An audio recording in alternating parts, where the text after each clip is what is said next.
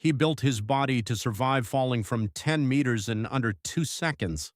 He built his career on refusing a stunt double. However, no one was prepared for the moment when he decided how much his estate would be worth after his death. It's said that those close to him wept at that decision. Keep watching because by the end of this video, you'll fully understand what I mean.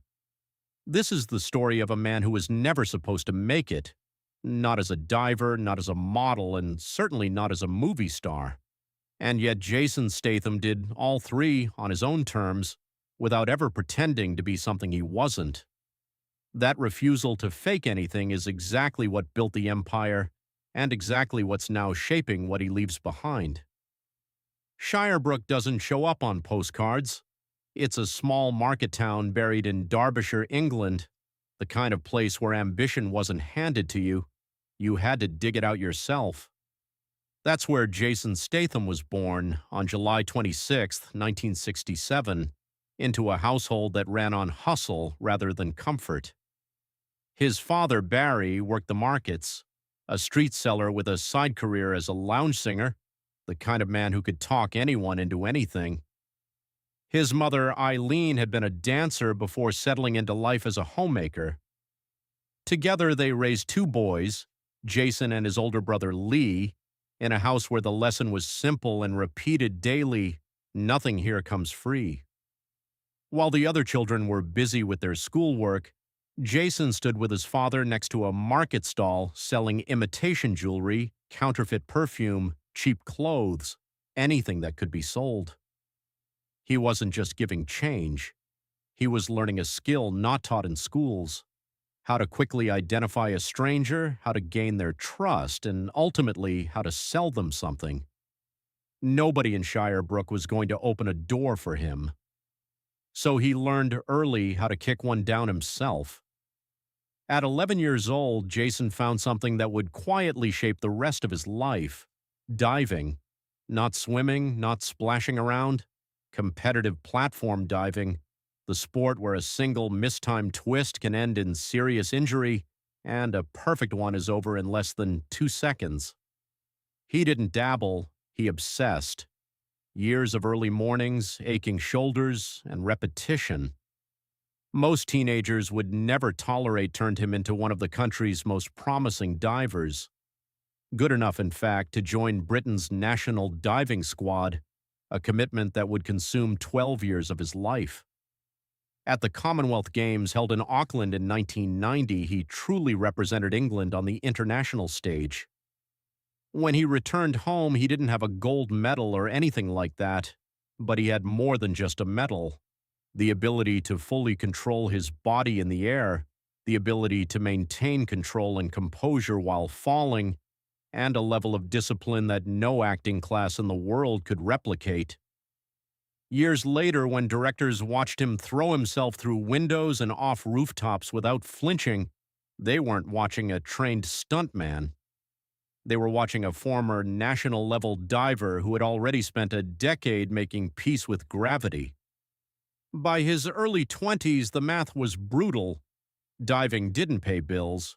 Without an Olympic medal, there was no long runway, no sponsorship deals waiting. So Jason pivoted the same way he'd pivoted from schoolyard to market stall, pragmatically, without sentiment. He started modeling. She was different from the classic types who graced the pages of magazines. Her look was tougher, rougher, and had a distinct street vibe. In an industry that favored softness, it was unlikely that this style would catch on. However, in 1990, French Connection discovered her, and for much of that decade, she became a regular feature in the brand's European campaigns. He wasn't beautiful in the traditional sense, he was real, and real was about to become the most valuable currency he owned. He just didn't know it yet. Here's the part of the story most people get wrong. Jason Statham never dreamed of being an actor. He didn't grow up rehearsing lines in front of a mirror. He never set foot in a drama school. He had no agent whispering his name into casting rooms. What he had was presence. And in 1998, that presence caught the eye of a young, largely unknown filmmaker named Guy Ritchie. Ritchie was prepping his directorial debut, a scrappy, dialogue-heavy British crime comedy called Lock, Stock, and Two Smoking Barrels. He wasn't hunting for trained performers. He wanted people who actually felt like they belonged in the world he was building. When Ritchie met Jason, who was still modeling while also working at market stalls, he realized almost immediately that he had found something that couldn't be taught. Jason was cast as Bacon, a con artist from the streets who gets caught up in a card game that goes horribly wrong. He brought a sense of calm to the screen, a quiet menace that made every line pack a harder punch than intended. He wasn't just playing a con artist, he had become one himself. The film became a low-budget cult phenomenon in the UK, praised for its sharp dialogue and raw energy, and in the middle of an ensemble cast, a complete unknown stood out. Guy Ritchie noticed too. When he moved on to his follow-up Snatch, he brought Jason back, this time in a much bigger role, as Turkish, a small-time boxing promoter tangled up in stolen diamonds and illegal fights. The cast around him included Brad Pitt, Benicio del Toro, Dennis Farina, actors with decades of experience and Hollywood pedigree. Jason didn't shrink. He became the grounded center of the chaos around him, holding scenes against performers who had every reason to overshadow him. Snatch pulled in over $80 million worldwide. It cemented Guy Ritchie as a filmmaker to watch, and it put Jason Statham on Hollywood's radar for the very first time. Within 2 years, everything would change. In 2002, Jason was cast in The Transporter, a low-budget French action film that would eventually become a series. The role of Frank Martin, a disciplined hired driver who lives by 3 unbreakable rules, was an easy fit for Jason. In every way, this role embodied the very essence of who Jason is. What separated The Transporter from every other action film of the era was a decision Jason made early and stuck to. He did his own stunts. His decade in competitive diving had given him a level of spatial awareness few actors could match. His years around real streets gave his fights an edge that choreography alone can't fake. The film made over $43 million on a $21 million budget, a genuine sleeper hit that spawned 2 sequels, a TV series, and a reboot. By the time Transporter 3 released in 2008, Jason wasn't a British crime film curiosity anymore. He was a marquee name. By the late 2000s, Jason had become an action star audiences trusted with their money every single time. His first major financial leap came with The Expendables in 2010, alongside Stallone, Jet Li, Dolph Lundgren, and later Schwarzenegger and Willis. The film pulled in over $274 million worldwide, and Jason reportedly earned between $5 and $7 million. He also starred in the sequels, and by the time The Expendables 3 came around, his salary had risen to nearly $10 million per film. These weren't just paychecks. These figures were proof that he had risen to the very top of Hollywood. The real explosion came from an unexpected direction.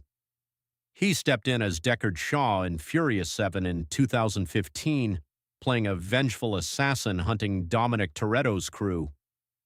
The film crossed $1.5 billion worldwide, becoming one of the highest-grossing movies ever made. Audiences wanted more.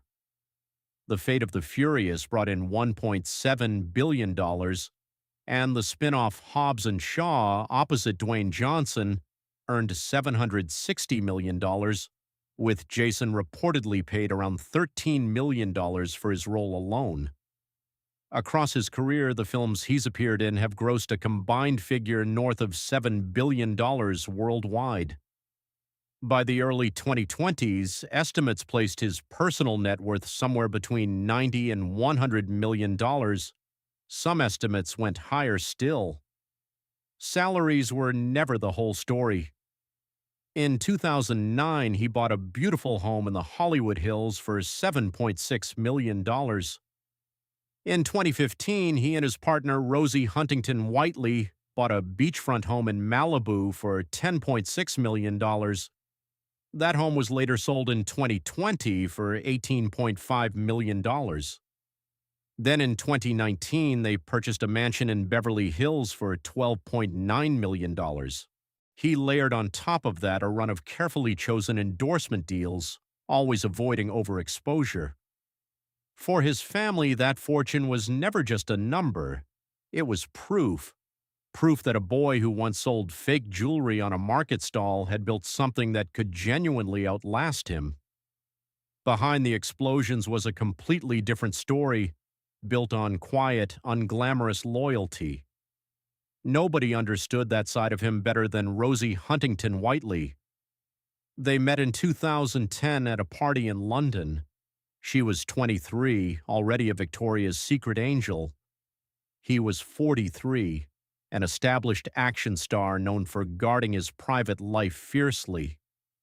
The age difference between them was initially met with surprise by the media, but their close friends saw that the bond underlying that difference was very strong.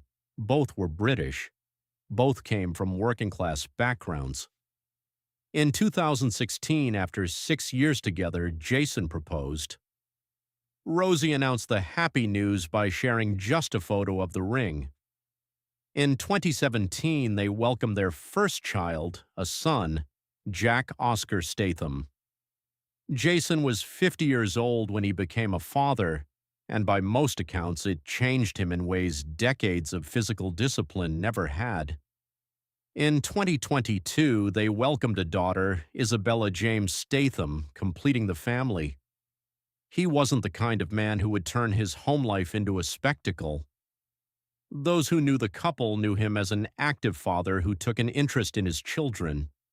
Despite all his wealth, he was adamant that his children remain humble and respectful. At home, he was an ordinary father, not an action hero. He was someone who cooked, played on the floor with his children, and never left them alone. His insistence on doing everything himself wasn't free. His body kept the receipts: broken bones, torn muscles, dislocated joints. During The Expendables 3, a stunt went badly wrong. The truck he was driving plunged into the Black Sea. He had to punch through a submerged window and swim to the surface to survive. He went back to work. He tore his meniscus, ruptured ligaments, absorbed hits that left him bruised for weeks, and rarely complained about any of it. Months away from home, birthdays missed, holidays spent on location. He carried the pressure largely in silence. Those close to him do not speak of money when they talk about what he left behind. They speak of the lessons he taught. That success must be fought for and earned. That discipline is more important than talent, and that sincerity is more valuable than recognition. It is difficult to measure his legacy by box office receipts. It is measured by the respect he earned by refusing to be insincere. He proved that you don't need to be loud to be taken seriously, and you don't need to beg for attention to be remembered. If this kind of story hits different when you slow down and actually look at what someone built, like it and subscribe, and check the next video, because there's another one waiting that you're not going to want to miss.